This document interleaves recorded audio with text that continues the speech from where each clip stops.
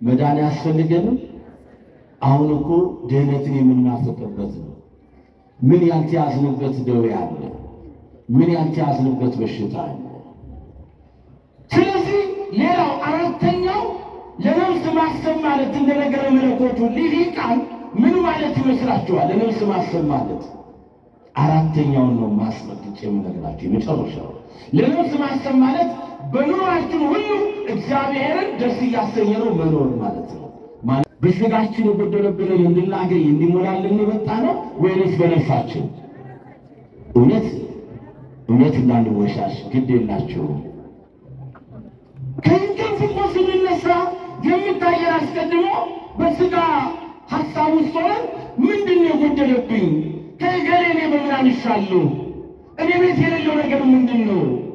አሁን እኔ እንዲሞላልኝ የምፈልገው ነገር ምንድን ነው? እውነት የሚመጣው እኮ ነው በአይምሯችን ነው አይደለም? እንዳንወሻሽ። ሐሳባችሁ ከዚህ ጋር አይሆን እንዴ? ሌላውን አትመልከቱ። ከቃሉ ጋር አሁን እግዚአብሔር ልጆች የሚናገረው እግዚአብሔር መንፈስ ቅዱስ ነው። እዚህ ውስጥ ሆናችሁ አሁን ብዙ እንዳታስቡ። ይሄ አንዱ ፈተና ነው። ሀይ ለነፍስህ ተመትድን በኩሉ ጊዜ እንድትድን ሁል ጊዜ ለነፍስህ አስብላት። ለነፍስ ማሰብ ማለት የእግዚአብሔርን ፈቃድ በማስቀደም ሕይወት ውስጥ መኖር ነው። አንዱ ነው። አሁን ፈቃዱን በደንብ አይተናል ማለት ነው። ይሄ እግዚአብሔር ፈቃድ ደግሞ የሚገለጸው ከበጎ ሀሳቡ ጋር ነው። የእግዚአብሔር በጎ ሀሳብ ነው። ለእናንተ ማስባትን ሀሳቡን ያውቃሉ፣ ፍጻሜና ተስፋ ሰጣችሁ ዘንድ የሰላም ሀሳብ ነው ለእኔ ለእናንተ ያለኝ አለ። ማን? አባታችን እግዚአብሔር ስሙ ይክበር ይመስገን።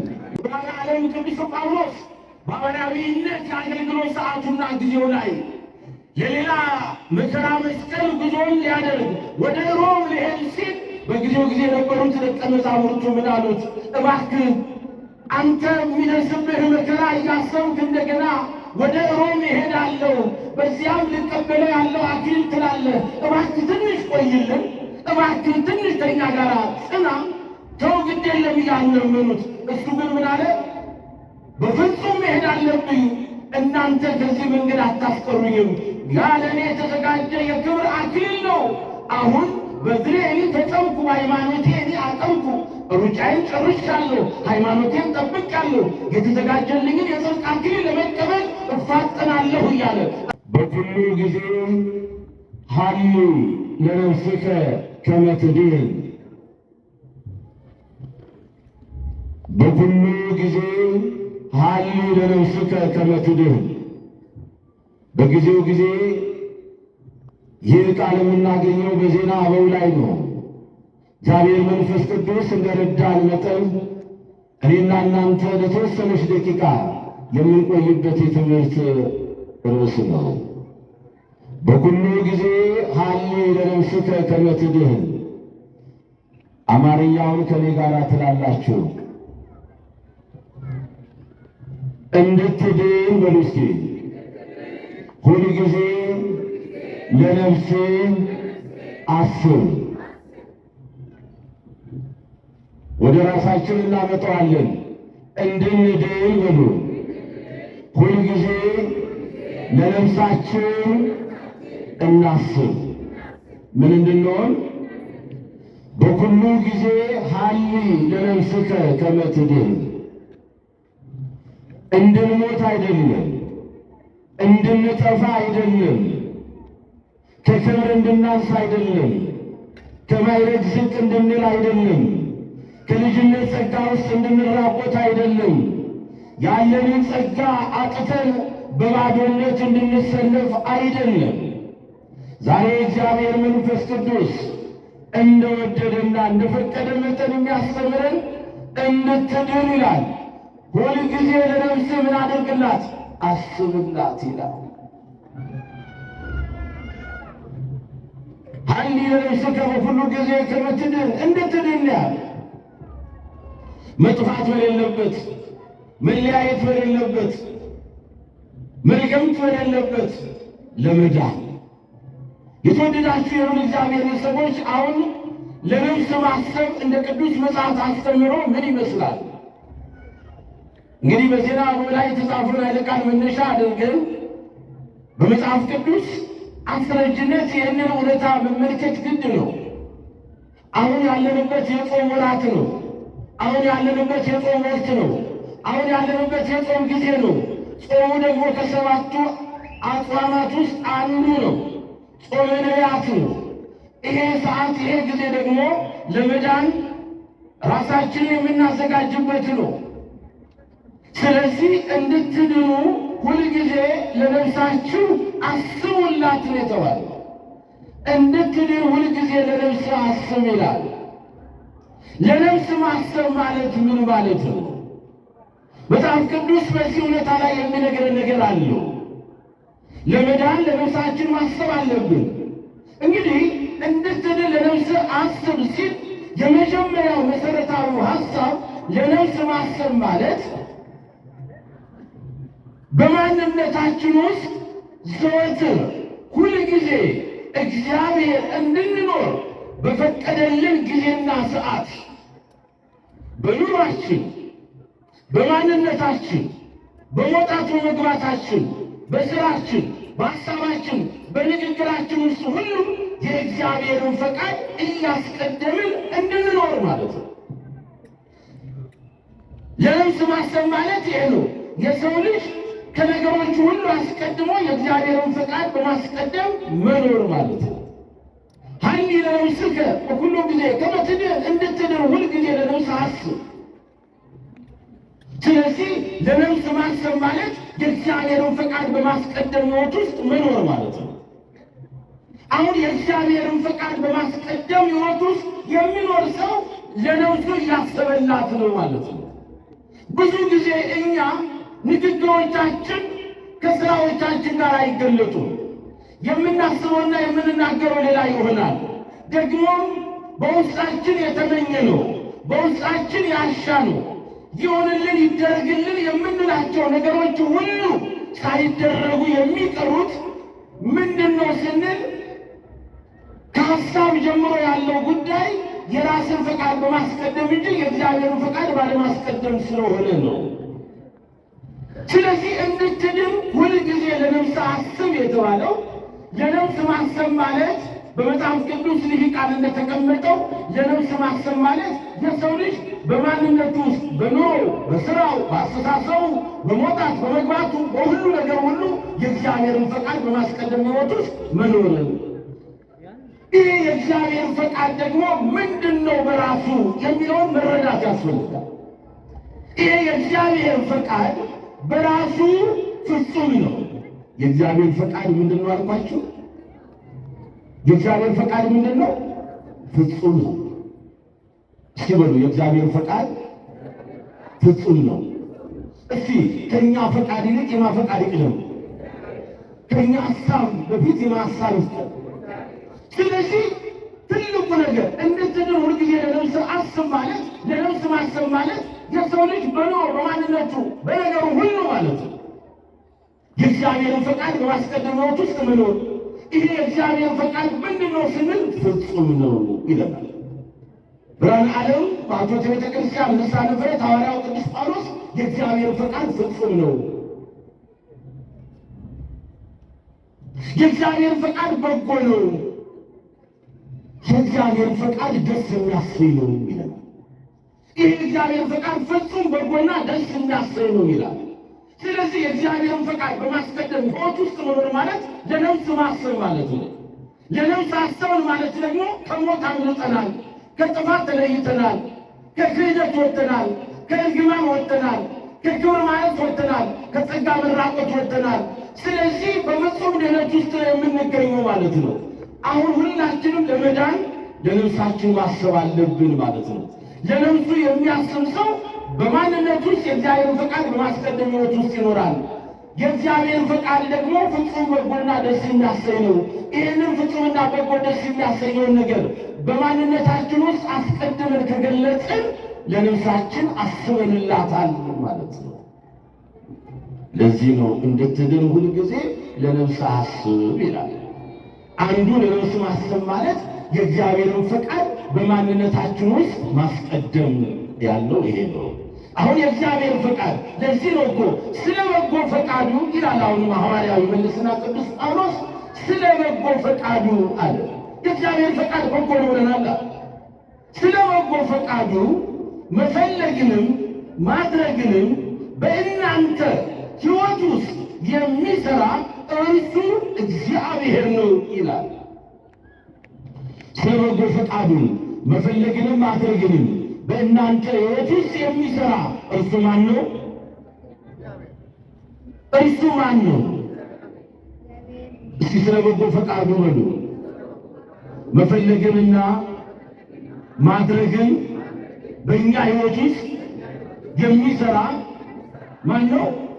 ስሙ ይመስገን እግዚአብሔር ነው ይላል። ስለ በጎ ፈቃዱ መፈለግንም ማድረግንም በእናንተ ሕይወት ውስጥ የሚሠራ እግዚአብሔር ነው ይላል። ኃይል ለነፍስከ ከመ ትድኅን በኩሉ ጊዜ ያለው ለዚህ ነው። እንድትድን ሁልጊዜ ለነፍስ አስብላት ያለው ለዚህ ነው። ለነፍስ ማሰብ ማለት የእግዚአብሔርን ፈቃድ በማስቀደም ሕይወት ውስጥ መኖር ማለት ነው። ስለዚህ ስለ በጎ ፈቃዱ መፈለግንና ማድረግን አሁን ዛሬ ብዙዎቻችን የፈለግነው ብዙዎቻችን ይሁንልን ያለው ነገር እንኳን ማነው ዛሬ አንድ ፍላጎት ሳይኖረው በሊቀ መላእክት በቅዱስ ገብርኤል በቃል ኪዳኑ ታቦት ፊት እስቲ የተገኘ? አንወሻሽ። ፍላጎት አለን። ይሁንልን የምንለው፣ ይደረግልን የምንለው፣ ይመለስልን የምንለው፣ ይፈታልን የምንለው፣ እንረፍበት፣ እንረጋጋበት፣ እንጽናናበት የምንላቸው ጉዳዮች አሉ። እግዚአብሔር መረጋጋት ያጣንባቸው፣ ሰላም ያጣንባቸው፣ በጭንቀት ውስጥ የወደቅንባቸው፣ ግራ የተጋባንባቸው፣ ተስፋ የቆረጥንባቸው፣ በአንድም በሌላ መንገድ ወዳጆቻችንን ያጣንባቸው፣ ብቻችንን ቀርተናል፣ ከዚህ በኋላ የኔ ማንነት ምን ዋጋ አለው ያልንባቸው በደንብ ያዙ። እግዚአብሔር ልጆች በእውነት የምላችሁ ኃይል ለነፍስከ ከመ ትድኅን በኩሉ ጊዜ እንድትድን ሁልጊዜ ለነፍስ አስብ። ለነፍስ ማሰብ ማለት የእግዚአብሔርን ፈቃድ ማስቀደም ሕይወት ውስጥ መኖር። ይህ እግዚአብሔር ፈቃድ በእኔና በእናንተ ሕይወት ውስጥ በጎ ነው፣ ፍጹም ነው፣ ደስ የሚያሰኝ ነው። ዛሬ መፈለግንም ማድረግንም በእኔና በእናንተ ሕይወት ውስጥ የሚሠራው ይሄ እግዚአብሔር ፈቃድ ነው። ያለ እግዚአብሔር ፈቃድ የሚሆን አንዳች ነገር የለም። አያችሁ፣ ሁሉም ነገር የሚሆነው እርሱ ፈቃድ ነው። መዝሙረኛው ነቢየ እግዚአብሔር ልበ አምላክ ቅዱስ ዳዊት እንደተናገረው ኩሎ ዘፈቀደ ገብረ እግዚአብሔር በሰማይኒ ወበምድርኒ በባሕርኒ ወኩሉ ቀላያት የዐርግ ደመናተ በአጽናፈ ምድር ወገብረ መብረቅ ለጊዜ ዝናብ ያወጾሙ ለነፋሳት መዛግብቲሆሙ ያለው ለዚህ ነው መዝሙረኛው ልበ አምላክ ቅዱስ ዳዊት። አያችሁ የእግዚአብሔር ልጆች፣ ኩሎ ዘፈቀደ ገብረ እግዚአብሔር እግዚአብሔር የወደደውን የፈቀደውን ሁሉ አደረገ። ይህን የምንለው በኑሯችን ውስጥ ስኬታማ ስንሆን ብቻ አይደለም። ለምንን አግኝተናል፣ ጠይቀን ተመልሶልናል፣ ባዶነታችን በሙላት ተሞልቷል፣ ተቀይሯል ብቻ ስንል አይደለም። ከክብር ያነስንበትም ከማዕረግ ዝቅ ያለበትም የምንፈልገውን ያጣንበት ሐዘን፣ ጭንቀት፣ መከራም ሲያጋጥመን ይህ እግዚአብሔር ፈቃድ ነው። ሁሉም እኮ በዚህ መንገድ ነው ማለት ያለብን። ለዚህ ነው ብርሃነ ዓለም ቅዱስ ጳውሎስ በሐዋርያዊነት የአገልግሎት ሰዓቱና ጊዜው ላይ የሌላ መከራ መስቀል ጉዞን ሊያደርግ ወደ ሮም ሊሄድ ሲል በጊዜው ጊዜ የነበሩት ደቀ መዛሙርቱ ምን አሉት? እባክህ አንተ የሚደርስብህ መከራ እያሰብክ እንደገና ወደ ሮም እሄዳለሁ በዚያም ልቀበለው ያለው አክሊል ትላለህ፣ እባክህ ትንሽ ቆይልን፣ እባክህ ትንሽ ከእኛ ጋር ጽና፣ ተው ግድ የለም እያሉ ለመኑት። እሱ ግን ምን አለ? በፍጹም መሄድ አለብኝ፣ እናንተ ከዚህ መንገድ አታስቀሩኝም። ያ ለእኔ የተዘጋጀ የክብር አክሊል ነው። አሁን በድሬ እኔ ተጠምኩ፣ ሃይማኖቴ እኔ አጠምኩ፣ ሩጫዬን ጨርሻለሁ፣ ሃይማኖቴን ጠብቄአለሁ፣ የተዘጋጀልኝን የጽድቅ አክሊል ለመቀበል እፋጠናለሁ እያለ ራሱን ለዚህ አክሊል ሲያዘጋጅ ምን አሉ መጨረሻ? የጌታ ፈቃድ ይሁን ብለን ንገሩኛ ዝም አልን አሉ። ይህ ነው ኃይል ለነፍስከ በኩሉ ጊዜ ከመ ትድኅን በኩሉ ጊዜ እንድትድን ሁልጊዜ ለነፍስ አስብላት። ለነፍስ ማሰብ ማለት የእግዚአብሔርን ፈቃድ ማስቀደም ሕይወት ውስጥ መኖር ማለት ነው። የእግዚአብሔርን ፈቃድ ማስቀደም መኖር ለነፍስ ማሰብ ነው። ይሄ አንዱ ምክንያት ነው። ስለዚህ ስንጸልይም ስንጠይቅም ስንለምንም የማንን ፈቃድ እናስቀድም? የእግዚአብሔርን ፈቃድ እናስቀድም። ያኔ ታሪካችን ይቀየራል። ምክንያቱም የእግዚአብሔርን ፈቃድ ከእሱ በጎ ሀሳብ ጋር አብሮ ምን የሆነ ነው? የተሰናሰለ ነው፣ የተያዘ ነው። ፈቃዱ ከበጎ ሀሳቡ ጋር ነው። የእግዚአብሔር ፈቃድ ከእሱ በጎ ሀሳብ ጋር ነው። የእግዚአብሔር ሀሳብ በእኛ ላይ ምን ይመስላችኋል? የእግዚአብሔር ሀሳብ በእኛ ላይ ጥፋት ነው? ንገሩኛ። የእግዚአብሔር ሀሳብ በእኛ ላይ ጥፋት ነው? ዶቱ ስራ የእግዚአብሔር ሀሳብ በእኛ ላይ የእኛ መሞት ነው? አይደለም። በትንሽ ኤርምያስ ምዕራፍ 29 እንደተጠቀሰው እኔ ለእናንተ የማስባትን ሀሳብ አውቃለሁ ይላል እግዚአብሔር። ለእናንተ የማስባትን ሀሳብ አውቃለሁ፣ ፍጻሜና ተስፋ ሰጣችሁ ዘንድ የሰላም ሀሳብ ነው እንጂ የክፉ ነገር አይደለም። ማን ያለው? ማን ያለው? ለእኛ የሚያስበውን ሀሳብ ማን ያውቃል? እኛ ለራሳችን ከምንጨነቀው መጨነቅ በላይ ስለኛ ማን ይጨነቅልናል? ለፍጥረቱ ማን ይጨነቃል? እንኳን ባሪያውና በአምሳሉ ለፈጠረ ለእኛ ለሰው ልጆች አይደለም ትንሿን የማይንቅ አምላክ ነው ያለን። ክብር ምስጋና ለስሙ ይሁን። ይሄ አምላክ አለን፣ ይሄ አባት አለን። ለእናንተ የማስባትን ሀሳብ እኔ አውቃለሁ፣ ፍጻሜና ተስፋ ሰጣችሁ ዘንድ የሰላም ሀሳብ ነው እንጂ የክፉ ነገር አይደለም ይላል። ስለዚህ ሀይ ለነፍስህ ተመትድን በሁሉ ጊዜ እንድትድን ሁሉ ጊዜ ለነፍስህ አስብላት። ለነፍስ ማሰብ ማለት የእግዚአብሔርን ፈቃድ በማስቀደም ሕይወት ውስጥ መኖር ነው። አንዱ ነው። አሁን ፈቃዱን በደንብ አይተናል ማለት ነው። ይሄ እግዚአብሔር ፈቃድ ደግሞ የሚገለጸው ከበጎ ሀሳቡ ጋር ነው። የእግዚአብሔር በጎ ሀሳብ ነው። ለእናንተ ማስባትን ሀሳብን ያውቃሉ፣ ፍጻሜና ተስፋ ሰጣችሁ ዘንድ የሰላም ሀሳብ ነው ለእኔ ለእናንተ ያለኝ አለ። ማን? አባታችን እግዚአብሔር ስሙ ይክበር ይመስገን። እናመሰግናለን እግዚአብሔር። ሌላው ለነፍስ ማሰብ ማለት ምን ማለት ነው? የሥጋን ፈቃድ በመተው በመንፈስ ፈቃድ ውስጥ ራስን ማኖር ማለት ነው። ከሥጋ ፈቃድ በመለየት በመንፈስ ፈቃድ ውስጥ ራስን ማኖር፣ ይሄ ለነፍስ ማሰብ ነው። ሀይ ለነፍስከ ከመ ትድን በኩሉ ጊዜ፣ እንድትድን ሁል ጊዜ ለነፍስን አስብ ማለት፣ ለነፍስ ማሰብ ማለት ከሥጋ ፈቃድ ተለይቶ በመንፈስ ፈቃድ ውስጥ ራስን ማኖር ማለት ነው። በገላትያ 5:16 ብርሃነ ዓለም አቶተ ቤተ ክርስቲያን ልሳነ ፍረት ሐዋርያው ቅዱስ ጳውሎስ ለገላትያ ምዕመናን በላከው መልእክቱ ወደ ገላትያ ሰዎች በምዕራፍ 5:16 ላይ ትንትን አድርጎ የሥጋ ፈቃድ፣ የመንፈስ ፈቃድ ብሎ ያስቀምጣቸዋል። እነዚህ የሥጋ ፈቃድ የሰውን ልጅ ከእግዚአብሔር ኅብረትና እግዚአብሔር ለእኔና ለእናንተ ካዘጋጀልን ከመንግሥቱ የሚለዩ ናቸው። ከእግዚአብሔር ኅብረትና ከመንግሥቱ የሚለዩ ናቸው የሥጋ ፈቃድ።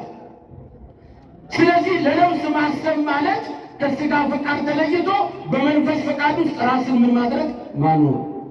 የሥጋ ፈቃድ ተገልጠዋል።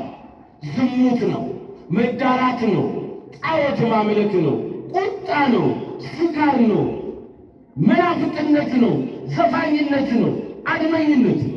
እነዚህንና የመሳሰሉት ሁሉ የሥጋ ፍሬ ናቸው፣ የሥጋ ፈቃድ ናቸው። አያችሁ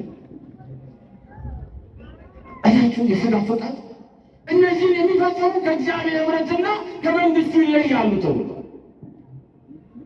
እንደ ሥጋ ፈቃድ ብትኖሩ ያሉ ሐዋርያው ልትሞቱ ግድ ነው አለ።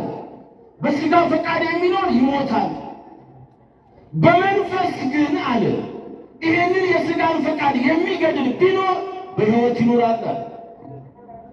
እንደ ሥጋ ፈቃድ ብትኖሩ ልትሞቱ ግድ ነው፣ በመንፈስ ግን የሰውነትን ሥራ አለ። የምን ሥራ ንገሩኛ? በመንፈስ የሰውነትን ሥራ አለ ብትገድሉ አለ። በመንፈስ ማለት በመንፈስ ፈቃድ። እነዚህ የመንፈስ ፈቃድ ደግሞ ተዘርዝረዋል፣ ተቀምጠዋል። እግዚአብሔር ልጆች እግዚአብሔር መንፈስ ቅዱስ እንደረዳን መጠን መጽሐፍ ቅዱስን መመልከት ግድ ያስፈልገናል። ብርሃነ ዓለም ሐዋርያው ቅዱስ ጳውሎስ እዚህ ገላትያ ላይ በሰጧችሁ ጥቅስ እንዳስቀመጠልን በእውነት የሥጋ ሥራ የተገለጠ ነው። ዝሙት፣ ርኩሰት፣ መዳራት፣ ጣዖት ማምለክ፣ ሟርት፣ ጥል፣ ክርክር፣ ቅንዓት፣ ቁጣ፣ አድመኛነት፣ መለያየት፣ መናፍቅነት፣ ምቀኝነት፣ መግደል፣ ስካር፣ ዘፋኝነት ይህንም የሚመስል ነው አለ። የትምህርታችን ርዕስ እንዳትረሱት፣ ሀሊ ለነፍስከ ከመ ትድኅን በኩሉ ጊዜ፣ እንድትድን ሁልጊዜ ለምን አስብ። ወንዶ ዝም አላቸው። ለምናችን አስበን የመጣ ነው። እዚህ እንደው እንዳንወሻሽ፣ እውነት ለነፍስ አስበን ነው ለሥጋ አስበን የመጣ ነው? በሥጋችን የጎደለብንን እንድናገኝ እንዲሞላልን የመጣ ነው ወይንስ በነፍሳችን? እውነት እንዳንወሻሽ ግድ የላችሁም።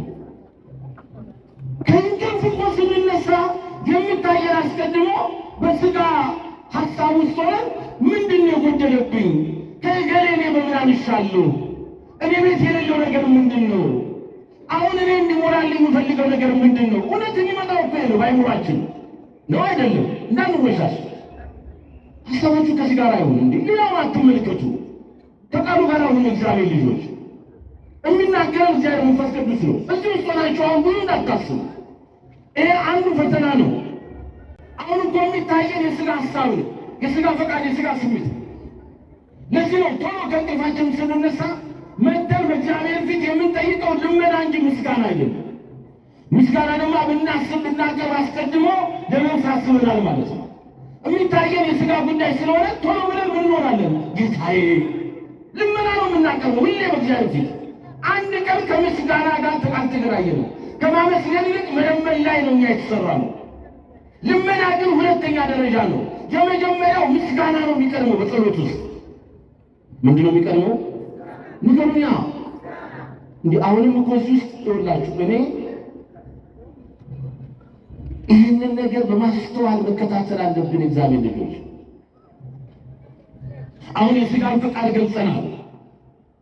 ይህንን ግን የሥጋን ፈቃድ አለ በመንፈስ ሥራ የሰውነትን ሥራ ብትገሉ በሕይወት ትኖራላችኋልና የመንፈስ አሁን እንድትድን ሁልጊዜ ለነፍስ አስብ የተባለው ለነፍስ ማሰብ ማለት የሥጋን ፈቃድ አውጥቶ በመንፈስ ፈቃድ ውስጥ ራስን ምን ማድረግ ማኖር ነው። ይሄ የመንፈስ ፈቃድ የምንለው ምንድን ነው? ደግሞ የመንፈስ ፈቃድ የምንላቸው የመንፈስ ፍሬ ነው። ፍቅር፣ ደስታ፣ ሰላም፣ ትዕግስት፣ ቸርነት፣ በጎነት፣ እምነት፣ የዋሃት፣ ራስን መግዛት ነው። እነዚህ ያሉትን የሚከለክል አለ ሕግ የለም። ስለዚህ ሀሊ ለነፍስከ ከመ ትድኅን በኩሉ ጊዜ፣ እንድትድን ሁልጊዜ ለነፍስ አስብ ማለት ለነፍስ ማሰብ ማለት ከሥጋ ፈቃድ ወጥቶ በመንፈስ ፈቃድ ውስጥ ራስን ማኖር፣ የሥጋን ፈቃድ ከውስጥ ማውጣት መለየት ማለት ነው።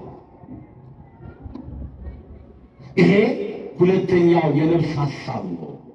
ለነፍሱ የሚያስብ ሰው ሁልጊዜ፣ ለነፍሱ የሚጨነቅ ሰው ሁልጊዜ ከሥጋ ፈቃድ ተለይቶ በመንፈስ ፈቃድ ውስጥ ራሱ ምን ያደርጋል? ያኖራል። አያችሁ፣ ያኖራል። ሌላው አሁንም እንደ ስነ መለኮት ሊቃን ለነፍስ ማሰብ ማለት ምን ማለት ነው የሚለውን እንዳለ ለነፍስ ማሰብ ማለት ራስን በእግዚአብሔር ፊት መጣል ማለት ነው። ራስን ማዋረድ ማለት ነው። ለነፍሱ የሚያስብ ሰው ለራሱ ክብር አይጨነቅም። እየሰማችሁ ነው? ብዙዎቻችን ለክብራችን ጠበቃ እናቆማለን አይደል? ለክብር ጠበቃ የሚያቆሙ ሰዎች አሉ። ለክብራቸው ጥብቅና ያቆማሉ። ሰው ሁልጊዜ ክብሩን ብቻ እየፈለገ ለክብሩ ብቻ እየተጨነቀ ለራሱ ክብር ብቻ እያሰበ ሲኖር ውርደቱ ይቀድማል፣ ክብሩ ይጠፋል። ይሄን ያዙልኝ። ለነፍስ የሚያስብ ሰው ራሱን ይጠላል ያለው ራሱን ያዋርዳል እግዚአብሔር ፊት። በቃ ይሄ ማለት ነቢዩ እግዚአብሔር ልበ አምላክ ቅዱስ ዳዊት በመዝሙር 21 ላይ እንደተናገረው አንተ ዕፄ ወአኮ ሰብእ አለ። ራስን መጣል ማለት ይሄ ነው። ይህ ትልቁ የክርስትናው አስተምህሮ ነው። ሀሊ ለነፍስከ ከመ ትድኅን በኩሉ ጊዜ፣ እንድትድን ሁልጊዜ ለነፍስ አስብ ማለት፣ ለነፍስ ማሰብ ማለት የራስን ክብር በመጣል የእግዚአብሔርን ክብር በማስቀደም መኖር ማለት ነው። ለዚህ ነው መዝሙረኛው ልበ አምላክ ቅዱስ ዳዊት እኔ ትል እንጂ ሰው አይደለሁም አለ። አንሰ ፄዋኮ ሰብ አለና ምኑን ማኅበረሰብ አለና ወትሑት በውስተ ሕዝብ አለ። አቤት ዳዊት እስኪ እንየው። ለምን እንዲህ አለ መዝሙረኛው? ለምን ይህን ቃል ተናገረ? ባለሰባት ጸጋው ዳዊት የእግዚአብሔር ልጆች በዚህ መንገድ ራሱን ገለጸ። የዳዊት መዝሙር ነው። መዝሙር 21 ላይ የምናገኘው ነው። በእውነት እኔ ትል እንጂ ሰው አይደለሁም በማለት ራሱን ገለጸ። እኔ ግን ትል ነኝ ሰውም አይደለሁም፣ ሰው ማላገጫ በሕዝብም ዘንድ የተናቅሁ ነኝ አለ። ያ ባለሰባት ጸጋው ዳዊት ሀብተ ፈውስ፣ ሀብተ በገና፣ ሀብተ ክህነት፣ ሀብተ ትንቢት፣ ሀብተ መንግሥት ያለው ያ ታላቁ ነቢይ ልበ አምላክ ቅዱስ ዳዊት እኔ ግን ትል ነኝ ሰው አይደለሁም አለ። ይሄ ነው እንግዲህ ትልቁ ነገር። አሁን እነዚህ ቅዱሳን የሚያስተምሩን ሀሊ ለነፍስከ ከመ ትድኅን በኩሉ ጊዜ፣ እንድትድን ሁልጊዜ ለነፍስ አስብ የሚለውን ቃል በዚህ እናገኛለን። ለነፍስ ማሰብ ማለት ሰው ራሱን ይጥላል። ለነፍሱ የሚያስብ ሰው የራሱን ክብር ይጥላል። ከራሱ ክብር ይልቅ እግዚአብሔርን ክብር ይገልጻል። ዛሬ የብዙዎቻችን ባዶነታችን የተገለጠው፣ የብዙዎቻችን አላዋቂነታችን የተገለጠው፣ የብዙዎቻችን ውርደታችን የቀደመው ስለ ክብራችን ስለምንጨነቅ ነው። ከእግዚአብሔር ክብር ይልቅ የራሳችን ክብር ያስጨንቀናል። ዛሬ እኮ ይህ ጉዳይ በዓለማውያኑ ብቻ አይደለም የተገለጠ ያለው፣ በመንፈሳዊያኑ በእኛ ውስጥ የተገለጠ ነው ያለው። እንዲህ አይነቱ ጾር አለብን ብዙዎቻችን። ይሄ ደግሞ ክፉ የሆነ በሽታ ነው። እንዲህ አይነቱ ውዳሴ ከንቱ፣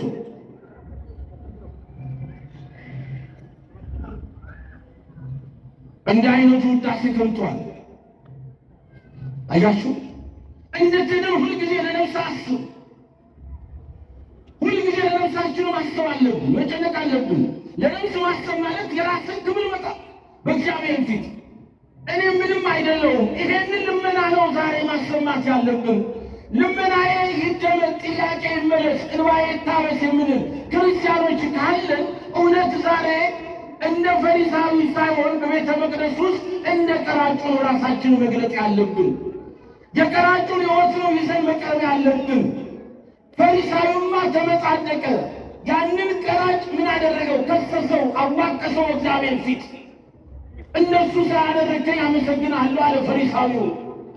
እኔ በሳምንት 2 እጾማለሁ፣ ለተቸገሩት እሰጣለሁ። የራሱን ቅድስና ክብር ከፍ ከፍ አደረገ በእግዚአብሔር ፊት። ይሄንን እማምላክ ወላዲተ አምላክ ድንግል ማርያም ገልጸዋለች።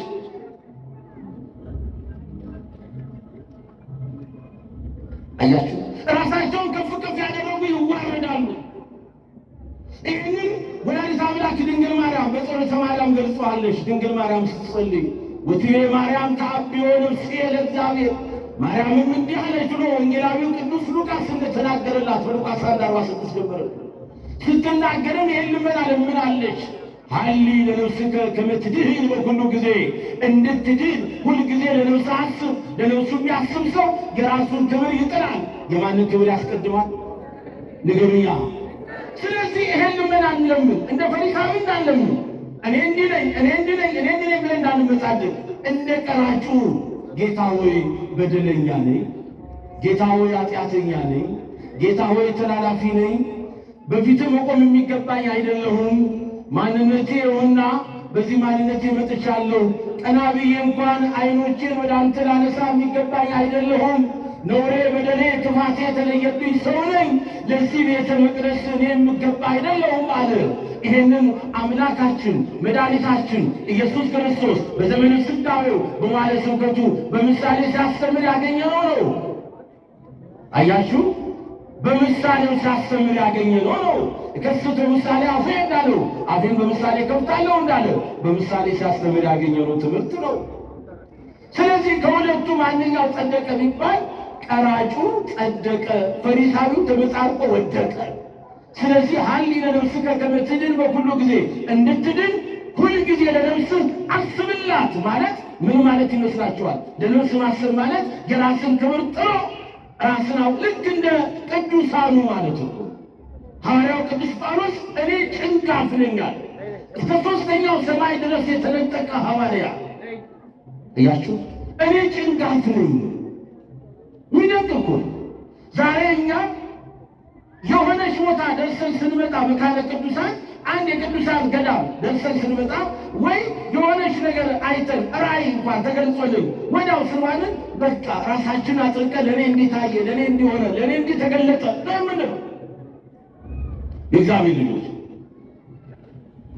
እስኪ ያው ስንት ነገር ያየነው እንድትድን ለነፍስ አስብላት ሲባል የመጀመሪያው ለነፍስ ማሰብ ማለት ነው ማለት ነው ብለናል።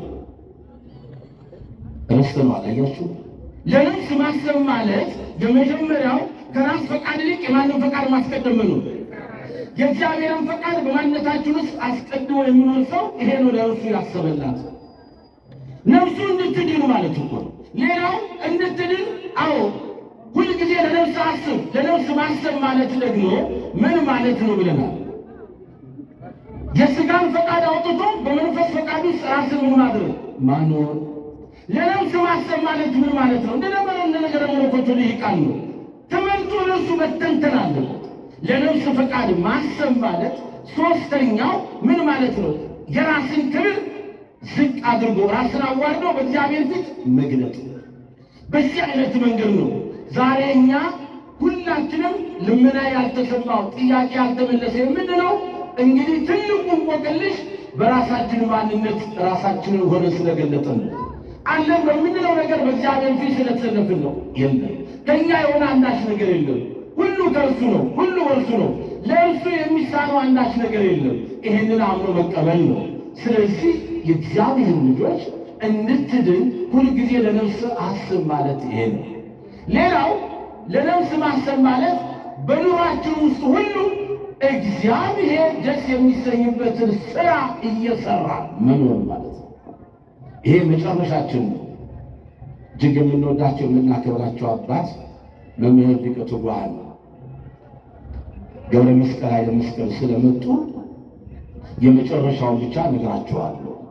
ሀሊ ለነፍስከ ከመ ትድን በኩሉ ጊዜ በአማርኛ በምትስኪ እንድትድን በሉ ሁሉ ጊዜ ለነፍስ አስብ። ለማን አስብ? ምን እንድንሆን መዳን ያስፈልገንም? አሁን እኮ ድህነትን የምናፍቅበት ነው።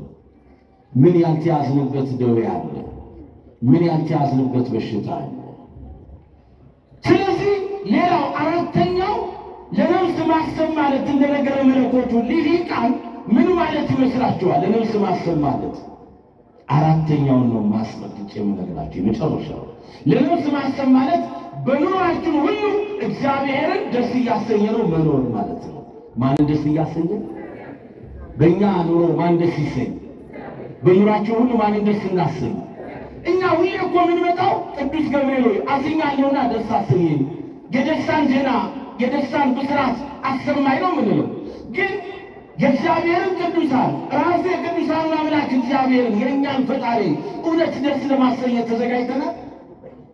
መጀመሪያ እኛን ደስ ከማሰኘቱ በፊት እኮ እኔ በምን ስራዬ አምላኬን ደስ ላሰኘው ማለት እንኳ አለብን። ጌታዬ በምን ስራዬ ደስ ላሰኘው፣ በምን ስራዬ አንተን ደስ ላሰኘው። እውነት የእግዚአብሔር ስራ አርዌ ገቢረ ሎሙ እግዚአብሔር ወኮነ ፍስሓን አለ። አያችሁ ደስም አለው እግዚአብሔርም ታላቅ የሆነውን ነገር አደረገልን ያለው መዝሙረኛው ልበ አምላክ ቅዱስ ዳዊት። ደስም አለው እግዚአብሔር ታላቅ የሆነውን ነገር አደረገልን ይላል።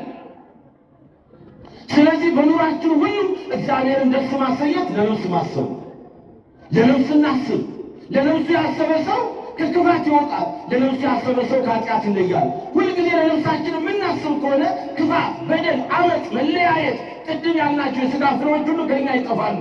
ስለዚህ በንስሐ ሕይወት እንዘጋጃለን። በኑሯችን እግዚአብሔር ደስ የሚሰኝበትን ሥራ ለመስራት እንነሳሳለን። ቅዱስ ሥጋውን በመብላት ክቡር ደሙን በመጠጣት የዘላለምን ሕይወት ለማግኘት ራሳችን እናዘጋጃለን። ስለዚህ የተወደዳችሁ የሉል እግዚአብሔር ሰዎች ሆይ ሀሊነ ነፍስከ ከመ ትድህን በኩሉ ጊዜ እንድትድን ሁልጊዜ ለነፍስ አስብ እንዳለው ለነፍሳችን አስበን ለነፍሳችን ተጨንቀን ዛሬ ካለንበት መለያየት መንፈስ፣ ዛሬ ካለንበት መጠላላት መንፈስ፣ ዛሬ ካለንበት መገፋፋት መንፈስ፣ ዛሬ ካለንበት መነቋቆር መንፈስ፣ ዛሬ ካለንበት መገዳደል መንፈስ፣ ዛሬ ካለንበት የሟርት የአስማት የድግምት መንፈስ፣ ዛሬ ካለንበት እግዚአብሔር የማይከብርበትና የዚህ ዓለም ገዢ ሰይጣን ሰራዊቱ አጋንንት ከሚከብሩበት የጥፋት ሥራ ተለይተን ሁልጊዜ ነፍሳችን የምትድንበትንና ነፍሳችን በሕይወት የምትኖርበትን ዘላለማዊ ድኅነት አግኝተን የምንከብርበትን ሥራ ሰርተን እንድንገለጽ ማን ይርዳን? ማን ያግዘን? የረዳን ያስተማረን የመከረን የአባቶቻችን የቅዱሳን አምላክ ልዑል እግዚአብሔር ስሙ ይክበር ይመስገን።